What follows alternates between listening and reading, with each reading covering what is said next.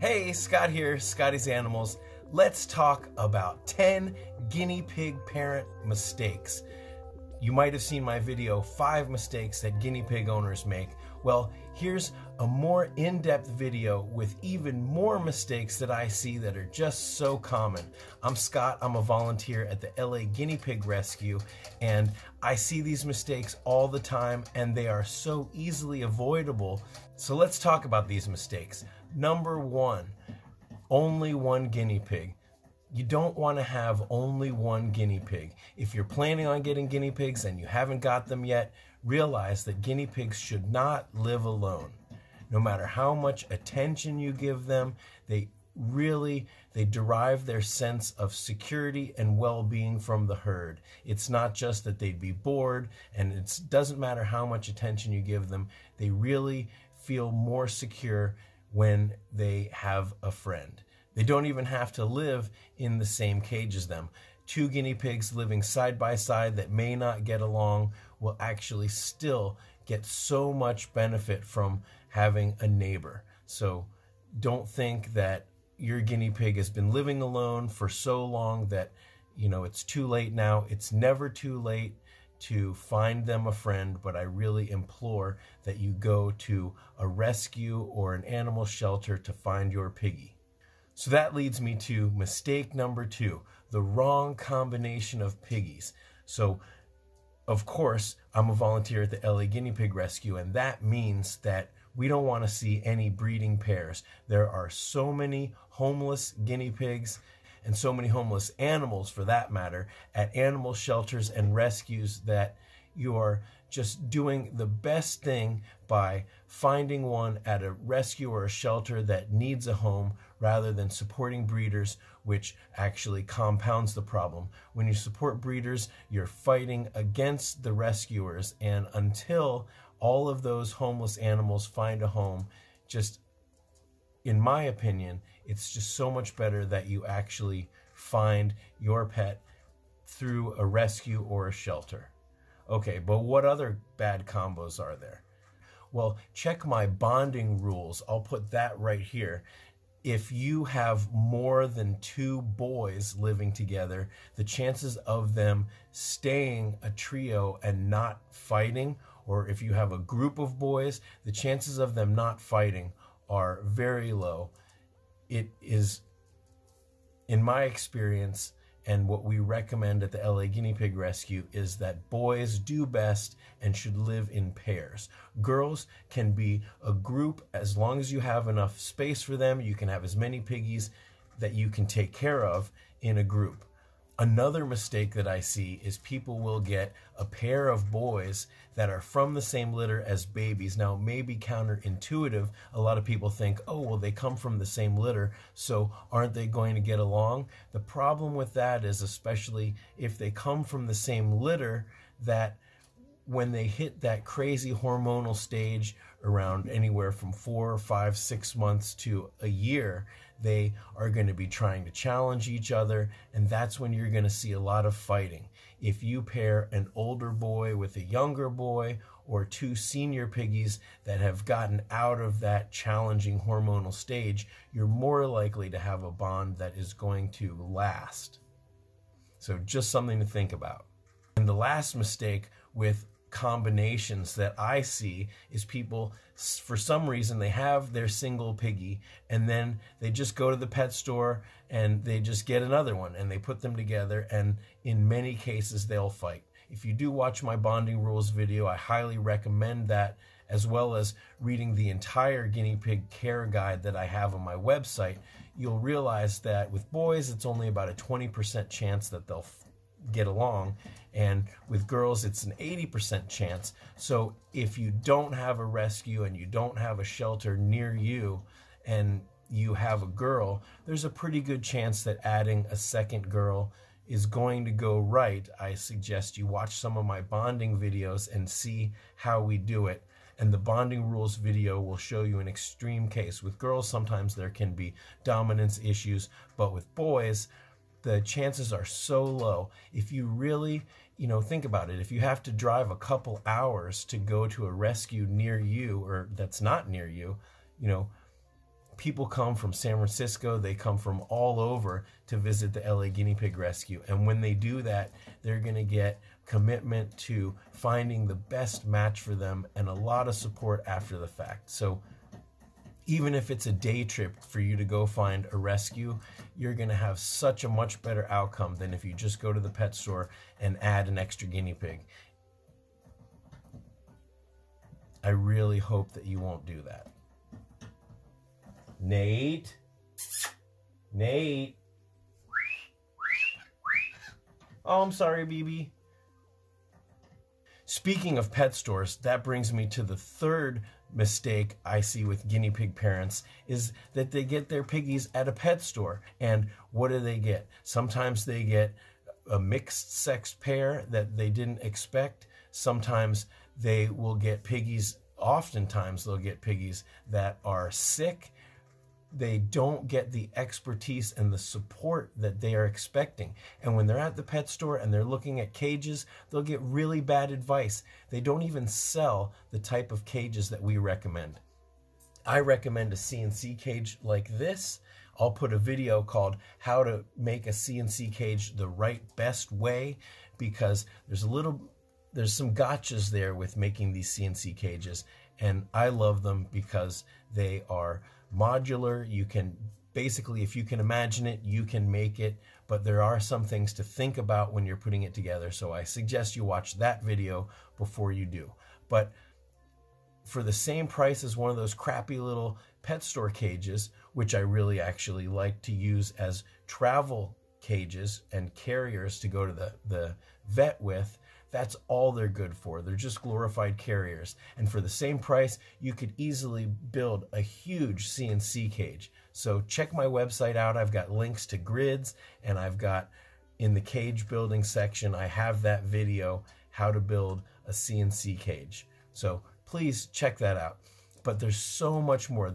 At pet stores, they have actually a huge selection of food. Some of it's good, some of it's not so good. They have all these chew toys that guinea pigs don't care about, and they may or may not even tell you that guinea pigs need hay. Guinea pigs, 80% of their diet is hay. They need to have a good high quality pellet, and they need to have fresh water every day. But a lot of the time at the pet stores, they're just completely inexperienced about guinea pig care.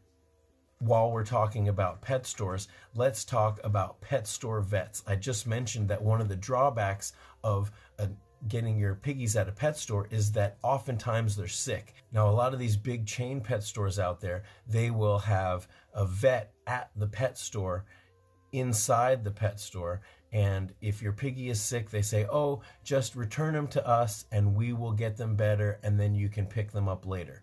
Never do that. Most of the time, these pigs they have a respiratory infection, or they have ringworm, things like that. And if you drop them off at the pet store, it's going to take twice as long, 3 times as long for them to get better, if they ever do get better. And they are just, I've seen it. Some of these pigs with fungal infections or respiratory infections, they're stuffed in a bin, and then they're in a drawer, and they're checked on maybe once or twice a day to be given medication. But think about it. If you've got a fungal infection or a respiratory infection, why are you going to be in a little bin that doesn't have good airflow and no one's checking on you? It's just not the best way to care for your piggies, especially when they're sick. So leave pet store vets out of it.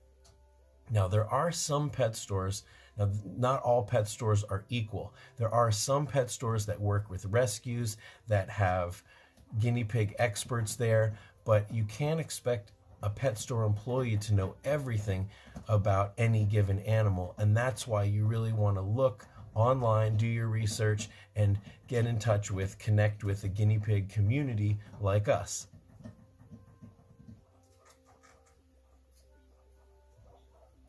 So that reminds me, on my website, I have a list of guinea pig vets and guinea pig rescues.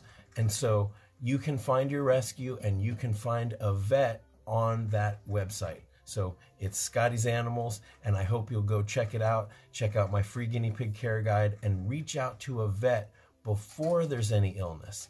Now, speaking of being prepared before there is an illness, guinea pig insurance. The fifth biggest mistake that I will see with guinea pig parents is that they don't invest in guinea pig pet health insurance.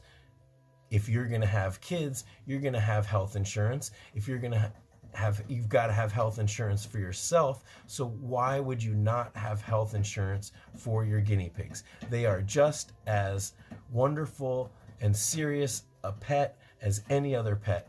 And a lot of vets consider them to be exotic pets. And so that means it's hard to find a good vet, and the procedures are going to be just as, if not more expensive than a procedure with a dog or a cat. In just one visit, you're going to pay for the guinea pig pet insurance. And what I mean is, sometimes you'll have a bill that's multiple hundreds of dollars, and just activating that insurance and getting some of that money back is just going to go a long way to allowing you to be able to provide the best care for them. And it's something that gives you a peace of mind, and in the case of an illness or an emergency, you're not thinking about how much this is going to cost. You are thinking about getting them the best proper care. Nate, you're in trouble. Yep. Oh, you're always in trouble. Why are you trying to be so loud? This is Nate. He's my bad boy. You gonna let me move on? We've got 5 more to go. So I already mentioned pet stores and how they don't offer proper cages. So that is a huge mistake, that people think that they can have their piggies in these crappy pet store cages. I told you that a CNC cage is the way to go, but you would be surprised how many people, they either buy the pet store cage and they think that they're going to upgrade at some point, and then they never really do. Or people there was someone who just came to the rescue this past week, and they did no research. They actually wanted to adopt another piggy from us, but it turned out that their piggy had ringworm, and which is no big deal. It's something that you can clean, and cure very quickly. So check my illness section of my free guinea pig care guide. But in addition to the fact that their piggy was sick and they didn't know anything about guinea pig care, their guinea pig was living in a 2-story ferret cage. This cage was barely 2 square feet across, and it had ramps, and it was completely fully enclosed. All of these things are just not correct. You want the widest, longest, most interrupted space you can have for your piggies. I love having them on a table, and whenever possible, having an open cage is going to allow you to, like you just saw with me, reach down and pick up your piggies and interact with them. Oh, what a little baby. You gonna be quiet? Come on.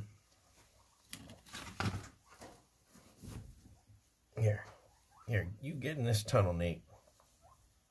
This tunnel goes a long way to helping Nate feel secure. Get your butt in there. There you go.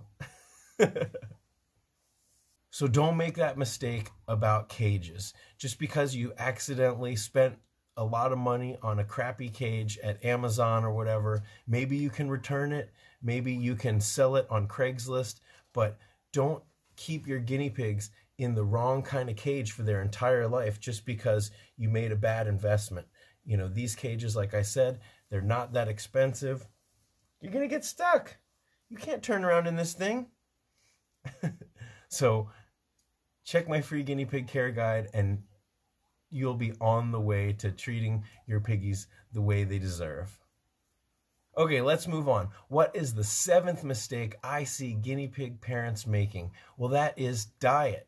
People come to the rescue all the time, and they'll bring a carrier with a food bowl in it, and I'll see these little flecks of seeds and little, cookie treats in there, or sometimes I'll see a handful of spinach, or there's a million things that, as far as diet goes, people are doing wrong. I have a diet section in my care guide on my website, so I really hope you'll check that out. But the bullet points are: guinea pigs need to eat hay. 80% of their diet is hay. I've seen piggy parents who they just sprinkle a little hay on, or even maybe even worse, they use the hay as bedding. That's not what you want to do. They need a huge pile of hay. I love the Snack Shack log. You can see them in a number of my cages here. I love them. You stuff them filled with hay, and it keeps the hay clean off the ground. They're able to chew it as they go. It's the best hay rack out there, in my opinion. So 80% of their diet should be hay. Their pellets shouldn't have little bits of seeds. It shouldn't have little cookie bits. High quality Timothy-based or alfalfa-based pellets are going to be the best thing for you. And guinea pigs also need fresh veggies every day. But like I said, sometimes I see people feeding spinach or iceberg lettuce or cabbage. There's a number of veggies that are not good for piggies. So in the diet section of my guinea pig care guide, why are you so shy, Nate? You're gonna get stuck. You can't turn around in here. In the diet section of my guinea pig care guide, check it out. I've got the food guide that is from the LA Guinea Pig Rescue, and these are the veggies that we recommend. But also, it's not so hard to just search and ask Google what are the best foods or the best what kind of veggies. So you just ask a specific veggie and you'll find out whether or not piggies can eat it or not. And while we're on the topic of veggies, guinea pigs need vitamin C every day. The problem is you can't control how much food they eat, how much pellets they eat, how much fresh veggies they eat, or even how much vitamin C is in those veggies and in your food. So even if there's a guaranteed amount of vitamin C in your pellets, you don't know how much they're eating every day, and it's usually not enough. They need 50 milligrams of vitamin C per day. Now, it's great to have fortified pellets with vitamins and minerals, but you cannot guarantee how much they are going to get. Vitamin C is a water-soluble vitamin, which means that any extra vitamin C that their body doesn't need, they're just going to pee out and it's okay. If you look on your multivitamin, there is probably 1,000% of the daily recommended value of vitamin C.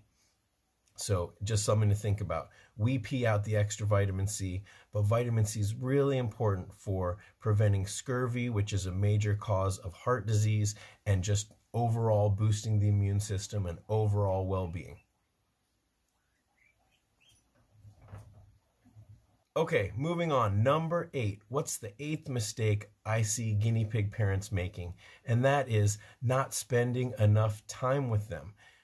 The red flag is, the guinea pigs squirm, the guinea pigs, they don't want to be held. Now, all guinea pigs are prey animals, and they'd rather, honestly, unless you've got treats, don't make everyone freak out, Nate. Here. Unless you've got treats, they'd rather just hide in their house. Just take a bite. Yeah, good. So you really want to spend as much time as you can with your piggies. You want to learn about them. You want to learn about guinea pigs in general.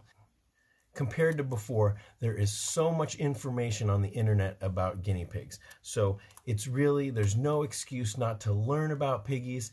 And the more you learn, the more you're going to be able to provide the best life for them. So my care guide, as well as all the resources on my website, that's a really great place to start. So I really hope you'll check it out. Uh-oh, we're running out of cookie, Nate. So you really do get out what you put into it. The more time you spend with them, the more you talk to them, the more you care for them, the more they're going to come out of their shell. He goes back. Where's your face? You're gonna get stuck in there. Here, come on, finish your cookie. Finish your cookie, Nate. You don't want. And part of learning about them and caring for them means giving them home health checks, doing nail clips, and I've got a number of videos in the Guinea Pig Care playlist that will help you as far as learning the best, easiest way to nail clips, to give baths. There's a lot of care that comes with these piggies, but you don't have to be shy. It's not that hard, and it will actually increase your bond with them and really create a fulfilling relationship with your piggies. So don't make that mistake. Spend time with your piggies, learn about them, and love them. The more you know, the more you'll appreciate them, and that's the whole reason why you have them, right? To enjoy them, to care for them. Otherwise, it's just one more chore, and your piggies, it should never be just one more chore. All right, we got 2 more to go. So what is the 9th mistake I see guinea pig parents making? That is not learning specifically about guinea pig illnesses. There are a number of common illnesses that show up in guinea pigs, and the more you learn about them, the more you'll be able to see those signs and symptoms before they get out of control. So some of the more common illnesses that we'll see are a respiratory infection, ringworm, mange, bumblefoot, heart disease. On my guinea pig care guide, I have an illness section, and I've got videos and a lot of information about the different common guinea pig illnesses. The more you learn about them, and the more you learn about the signs and symptoms, and then going back to spending time with your piggies, the more you know about your piggy's behavior, and when you see any subtle changes in those behaviors, then that's going to let you know that maybe something's wrong. So I highly recommend that you will check out the illness section and read through it carefully, because it really might save your piggy's life. They are prey animals and they tend to hide their illness, but when you see subtle changes in their behavior, that's going to be a big clue that something might not be right. You okay, Nate? You're harder to kiss when you're in there. Number 10. What is the 10th mistake that I see guinea pig parents making? That is not building an emergency kit. An emergency kit is something that is absolutely essential. You want to have things for first aid, pain relief, and emergency food. And there's a lot of easy items that you can get at the dollar store. I just made a video about Dollar Tree emergency kit. Now, I've done a number of dollar store emergency kit videos, and I've got a whole playlist. So watch that video, and then if you want more, check out my emergency kit playlist. There's a link to it at the homepage on my website. Another good thing to have in your emergency kit would be a carrier. I love a pet store cage, but just a simple small carrier in an emergency. You just put your piggy in there and you go. Then that might be just the thing to keep with your emergency kit. But there's no excuse to not be prepared. As Petunia would say, think ahead about preventable disasters. And having an emergency kit is one of the best ways to prevent disasters. Don't let an emergency get out of control because you weren't prepared. And when something does happen, or you realize that your piggy's sick, or if there's an accident or an emergency, when you're prepared, you're less likely to freak out. You want to start thinking about your guinea pig setup. Are they safe from other pets and exposure to extreme temperatures and accidents? So really start thinking, are there any flaws in your system? So as I've already mentioned several times, there's a free guinea pig care guide on my website. So I really hope you will take a look, you'll read, and if you're a guinea pig expert and you see something that I've missed, drop me a line and let me know, and I'd love to add it. We did it, Nate. Well, I hope you found this insightful and informative, and if I missed something, or there's something that you want to share, or some experiences that you've had that you think might help everybody out, please let me know in the comments. So until next time, thanks for watching.